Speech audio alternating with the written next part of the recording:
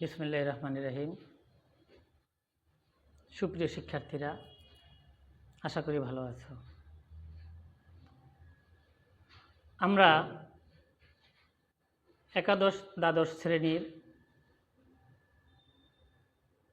বিভীষণের প্রতি মেঘনাদ কবিতাটি 3টি ক্লাসে ইতিপূর্বে শেষ করেছি। আজকে আমরা নতুন আরেকটি কবিতা সোনার তরী বিশ্বকবি রবীন্দ্রনাথ ঠাকুরের, এই কবিতার লেখক কবি রবীন্দ্রনাথ ঠাকুর সম্পর্কে আলোচনা করব। আমাদের সিলেবাসে রবীন্দ্রনাথ ঠাকুরের একটি গল্প অপরিচিতা এবং একটি কবিতা সোনার তরী, রবীন্দ্রনাথ ঠাকুরের এই দুইটি লেখা আছে। আমরা রবীন্দ্রনাথের জীবনীটা পড়লে, রবীন্দ্রনাথ ঠাকুর সম্পর্কে জানলে আমরা গল্পের এবং কবিতার দুইটা লেখক পরিচিতিটাই একবারে হয়ে যাবে। আমরা জানি রবীন্দ্রনাথ ঠাকুর প্রথম বাঙালি কবি যিনি নোবেল পুরস্কার পেয়েছিলেন। রবীন্দ্রনাথ ঠাকুর 1861 সালে 7ই মে ভারতের পশ্চিমবঙ্গের কলকাতার জোড়াসাঁকো ঠাকুর পরিবারে জন্মগ্রহণ করেন। তখন আজকের বাংলাদেশ, আজকের পাকিস্তান এবং ভারত মিলে অবিভক্ত ভারতবর্ষ, মানে ব্রিটিশ ভারত ছিল। সেই ব্রিটিশ ভারতের অধীনেই রবীন্দ্রনাথের টোটাল জীবনকাল শেষ হয়ে যায়, অতিবাহিত হয়। রবীন্দ্রনাথের জন্ম 1861, মৃত্যু 1941।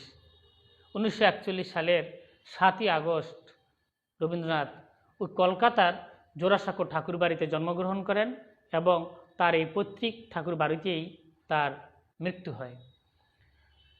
জন্ম তারিখ বাংলায় 25শে বৈশাখ 1268 এবং মৃত্যু 22শে শ্রাবণ 1348। ছোটবেলা থেকেই রবীন্দ্রনাথ প্রাতিষ্ঠানিক শিক্ষা লাভ করেননি। প্রথাগত স্কুলের শিক্ষা এগুলি রবীন্দ্রনাথের, এবং ছোটবেলাতেই রবীন্দ্রনাথের মা মারা যান।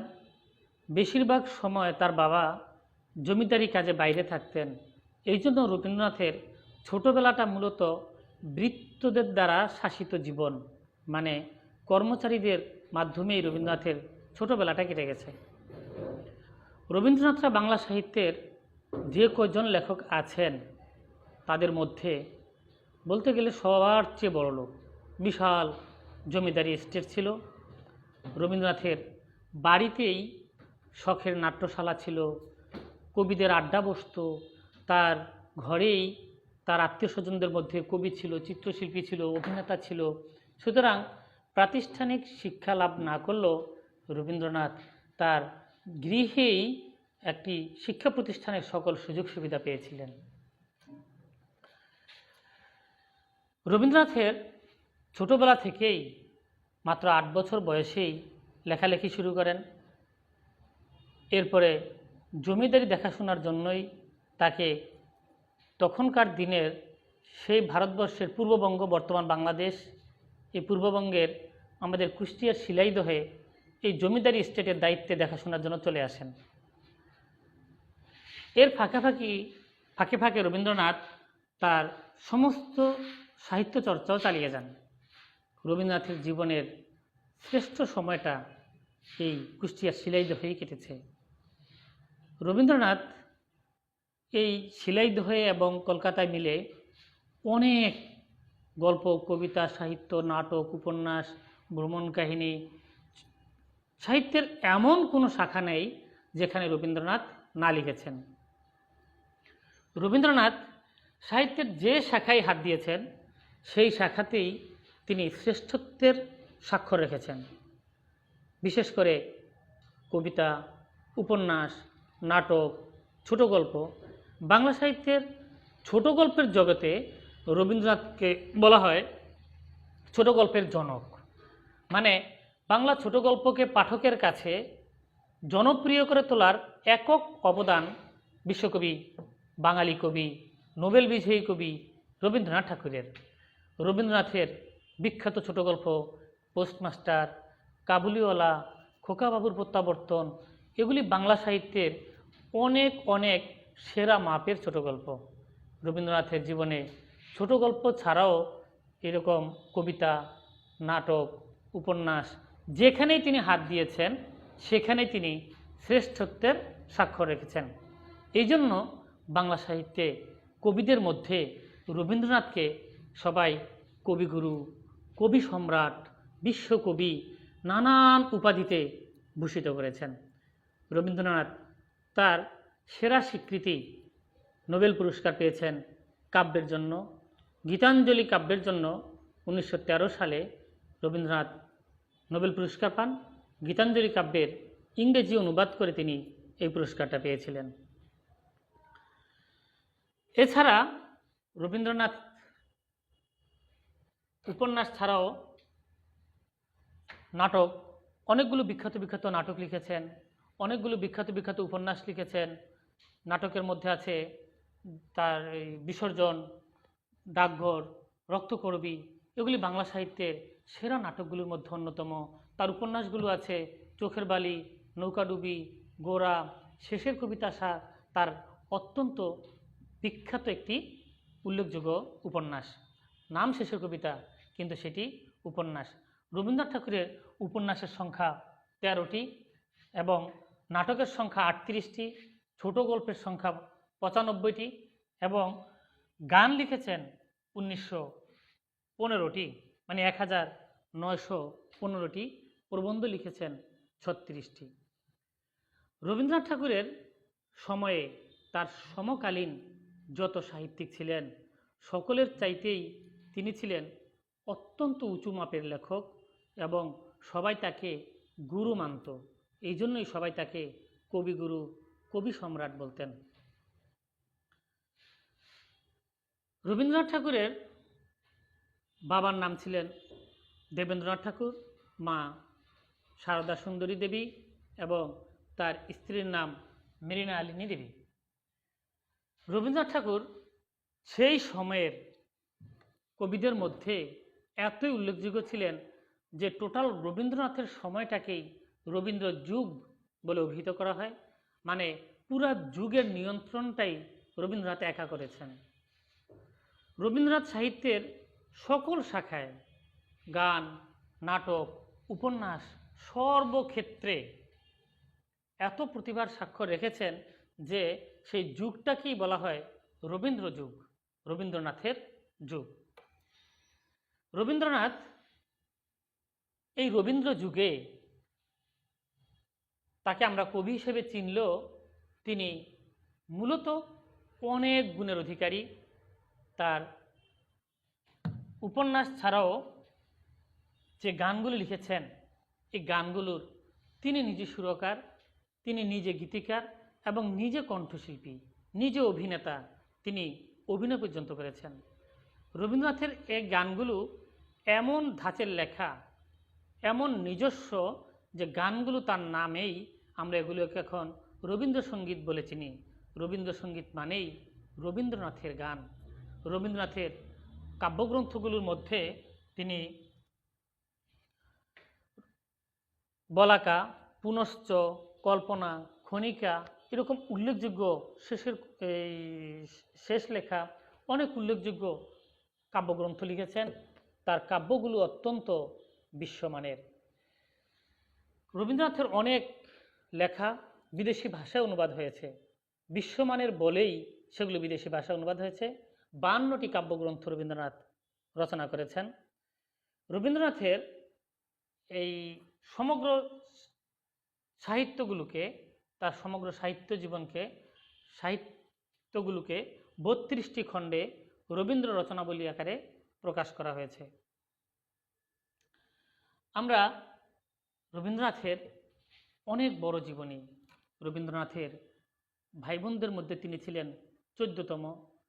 এছাড়াও রবীন্দ্রনাথের পারিবারিক জীবন, তাদের সাংসারিক জীবন, রবীন্দ্রনাথের 5 ছেলে মেয়ে, 3 ছেলে 2 3 মেয়ে 2 ছেলে, তাদের পরিবারের তার নিজের উত্তরসূরি বলতে এখন কেউ নাই।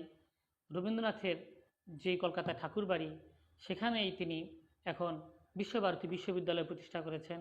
রবীন্দ্রনাথের এই বাংলা সাহিত্যে না, বাংলা রাজনীতিতেও তাদের ব্যাপক অবদান।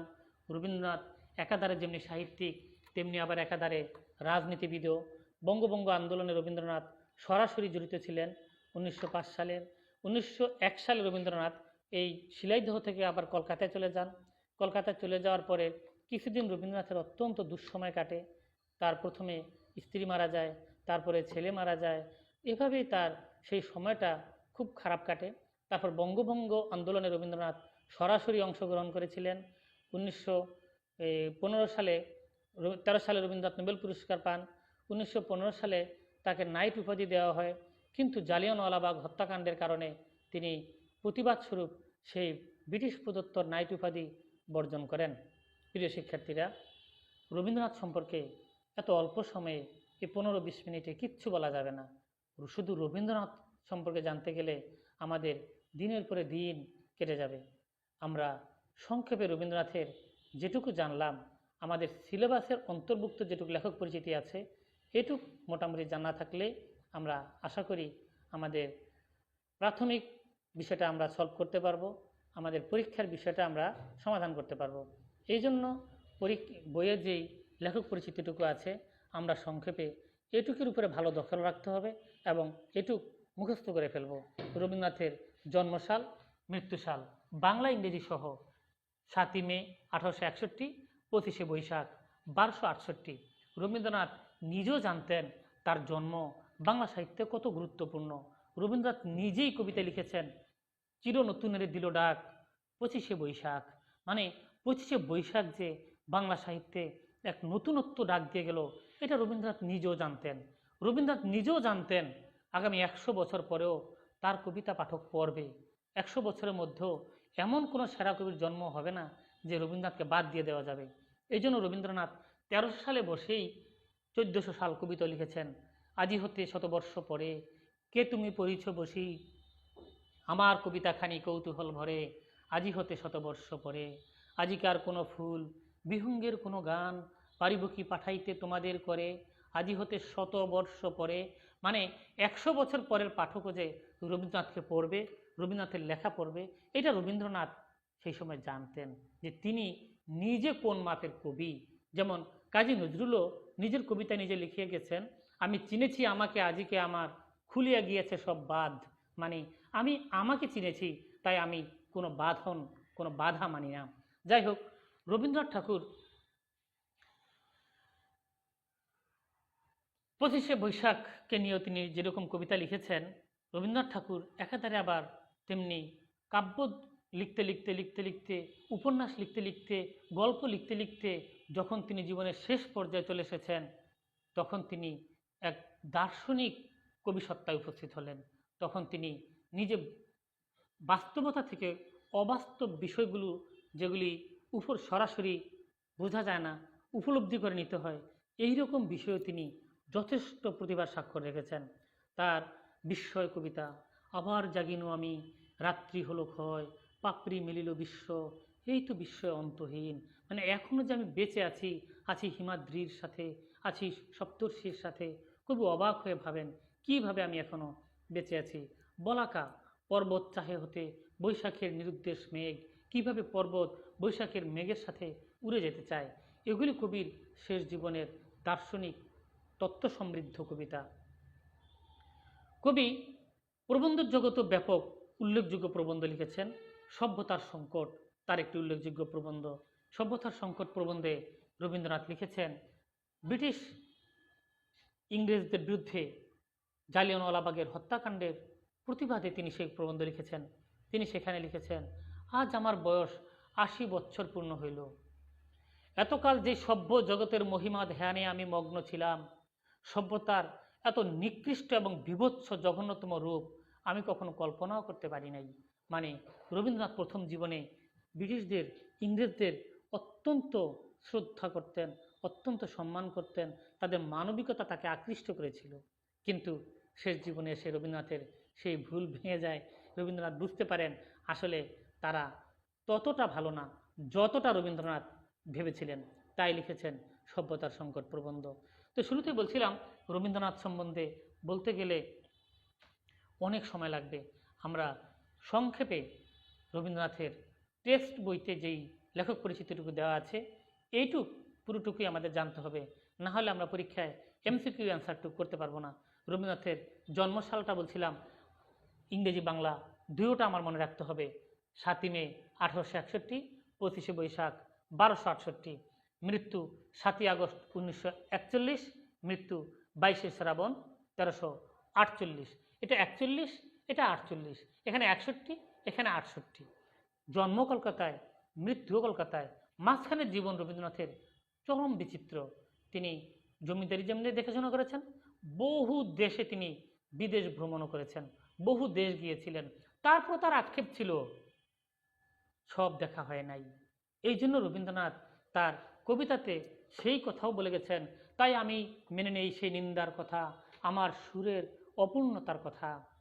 আমি জানি আমার কবিতা গেলেও বিচিত্র পথে হয় নাই সর্বত্রগামী। ওই কথা কবিতায় রবীন্দ্রনাথ সেই কথা বলেও গেছেন, এবং তার কারণও তিনি বলে গেছেন। প্যারা হয়ে আছে গুলো মোর জীবনযাত্রার, মানে জীবনের সীমাবদ্ধতার কারণেই সেটা সম্ভব হয় না। রবীন্দ্রনাথ সেই কথাও সেখানে বলে গেছেন। যাই হোক, সাহিত্যের বলছিলাম যে সকল শাখায় রবীন্দ্রনাথের অনেক অবদান, অনেক অবদান। বাংলা সাহিত্যে যদি রবীন্দ্রনাথের জন্ম না হতো তাহলে বাংলা সাহিত্য আরও অনেক অনেক পিছিয়ে থাকতো। হয়তো আজকের দিনে যে বাংলা সাহিত্য আমরা যেই জায়গায় এসেছে এটা রবীন্দ্রনাথের উপরেই অনেকটা ভর করে। একমাত্র মহাকাব্য রবীন্দ্রনাথ লিখেন নাই এটা অনেকে বলেন, কিন্তু তার পিছনে অনেক কারণও ছিল। মহাকাব্যের যুগ তখন ছিল না। রবীন্দ্রনাথ যে মহাকাব্য লেখার সাহস করেন নাই এরকম না, রবীন্দ্রনাথ মহাকাব্য লিখতে চান নাই। মহাকাব্যের তখন পাঠক ছিল না, পাঠক তখন গীতি কবিতার দিকে, ছোট ছোট কবিতার দিকে ঝুঁকে পড়েছে। এই জন্য রবীন্দ্রনাথ মূলত গীতি কবিতার দিকেই মনোযোগ বেশি দিয়েছেন। গীতি কবিতার মধ্যে তার ক্যামেলিয়া, ছুটি, বাঁশিওয়ালা, ছুটি গল্প, বাঁশিওয়ালা, এগুলি তার অত্যন্ত বাঁশি বিখ্যাত বিখ্যাত কবিতা। এবার তার পিতামাতার নাম আমাদের মনে রাখতে হবে। পিতার নাম দেবেন্দ্রনাথ ঠাকুর, মায়ের নাম সারদা সুন্দরী দেবী, তার স্ত্রীর নাম মৃণালিনী দেবী। তার স্ত্রীর আগের নাম ছিল ভবতারিণী। বিয়ের পর তিনি এই নামটি নিজেই রাখেন। এবং রবীন্দ্রনাথ ছদ্মনাম ছিল ভানু সিংহ। রবীন্দ্রনাথ ভানু সিংহ ছদ্মনামে সবসময় কবিতা লিখতেন, গল্প লিখতেন।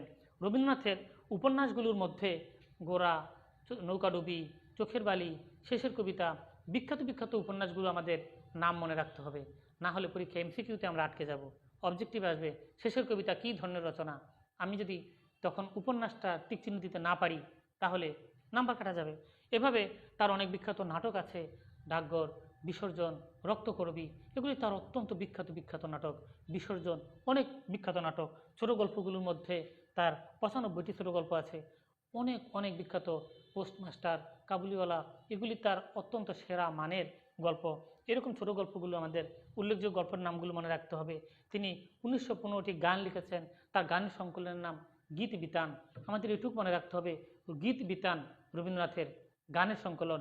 গীতাঞ্জলি, যদিও গীতাঞ্জলির মধ্যে গীত শব্দটা আছে কিন্তু এটা গানের বই না, গীতাঞ্জলি কিন্তু কাব্যগ্রন্থ। শেষের কবিতা, যদিও নামের মধ্যে কবিতা আছে কিন্তু এটা কবিতার বই না, শেষের কবিতা উপন্যাস। তেমনি গীতাঞ্জলি কাব্যগ্রন্থ, আর গানের সংকলন হলো গীত বিতান। রবীন্দ্রনাথ 36টি প্রবন্ধ লিখেছেন, 52টি কাব্যগ্রন্থ লিখেছেন, 2000-এর উপরে ছবি এঁকেছেন, নিজে অভিনয় করেছেন, নিজে চলচ্চিত্র নির্মাণ করেছেন। রবীন্দ্রনাথের প্রতিভার শেষ নাই। সুপ্রিয় শিক্ষার্থীরা, আমরা আশা করি রবীন্দ্রনাথ সম্বন্ধে আমরা সংক্ষেপে একটু ধারণা দিলাম, যেটা বিশ্বকবির একটি ক্ষুদ্র পরিচিতি বললাম। আমরা আপাতত আজকে এই পর্যন্তই। পরবর্তী ক্লাসে আমরা সোনার তরী কবিতাটা পড়ব।